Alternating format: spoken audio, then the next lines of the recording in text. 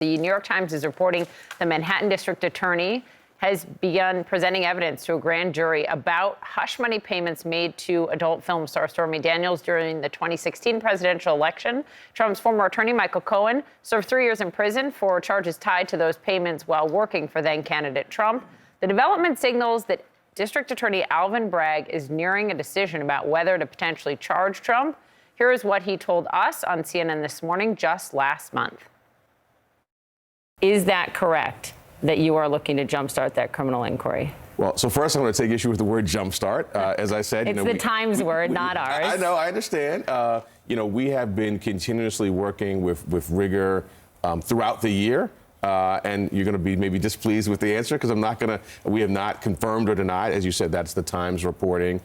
Look, we're working on a number of pieces and perspectives with this. Like I said, this is one chapter, an important chapter, but there are a lot of, tentacles, if you will. We're following the facts where they go. You said to the New York Times, and also in other interviews, I've heard you saying that this was just a chapter and people shouldn't read ahead in the book. I'm wondering what that means. Is that because that sort of looks like people are saying, like you're saying to people, stay tuned, there's something on the horizon. So, what I'm saying is, let's pause for the moment as we are. I think it's very consequential, the work that went into this, how ably the people of the state of New York were represented. But as I said back in April, there's other work going on, and we're continuing that. It wasn't paused. We've been doing it. So let's talk about all this with Maggie Haberman, CNN political analyst and senior political correspondent for the New York Times. This is a big deal, Maggie, because his predecessor, Cy Vance, had brought together a grand jury to look at Trump's broader business practices. The DA, who our viewers just heard from, Alvin Bragg, stopped that, got a lot of criticism, now started this, which hinges on likely the cooperation of Alan Weisselberg, the former Trump CFO, if they can get that, and a difficult legal theory, but it could come with a significant toll to the former president. That's right. As you note, it's not a slam dunk. It's not clear that this case will definitely end in charges, but the mere fact of the existence of this special grand jury, which means that it's meeting over 6 months as opposed to a 30-day grand jury, is significant and is yet another legal threat to the former president, who is facing probably a number of them. This is also on a topic that he gets very, very sensitive about. We saw him posting on his social media website about it yesterday. This relates not just to payments, but to his family. And so we will see where it goes. There's other work. He said in the interview, there's other work going on. And he said that a number of times. I think it was during that interview related to the first question because they were wrapping up. Remember, it was the investigation into the Trump, right, into the Trump organization. And then I followed and asked a question. Poppy asked a question, and then we followed again. And he just kept saying, I would not get ahead. There's other stuff going on. So I'm just wondering what this means in Trump world for the entire investigation. And a lot of this, Maggie, we should remember, stemmed from Michael Cohen's testimony to Congress, in front of Congress.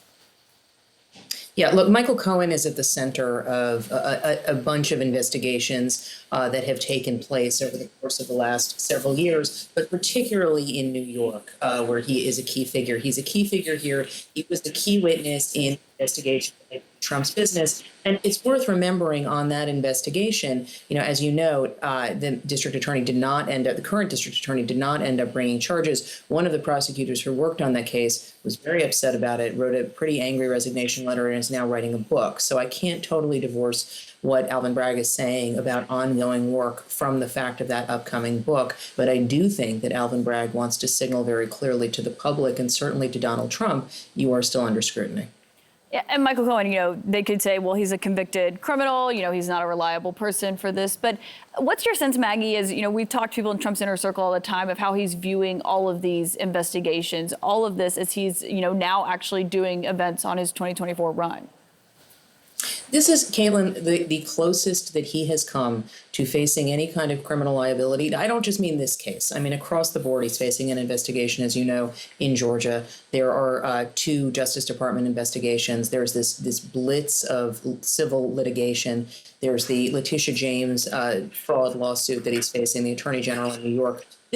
That one's not criminal, but it could still really grind him down. This is the worst sort of spate of legal problems that he has faced in a very, very long time, and he's not happy about it. Now, remember, he tends to look at things strictly through the lens of either how much money he's paying or whether anyone is facing criminal charges. And right now, those are two very real threats to him. So he is not happy. He's focused on the presidential campaign, much more pleasing to him, but that has its own potential hurdles because his support is not where it was. Yeah, and he and that attorney just got that massive filing by that massive Yes. fee that they have to pay as well. That's something that has bothered him, I'm told. Maggie Haberman,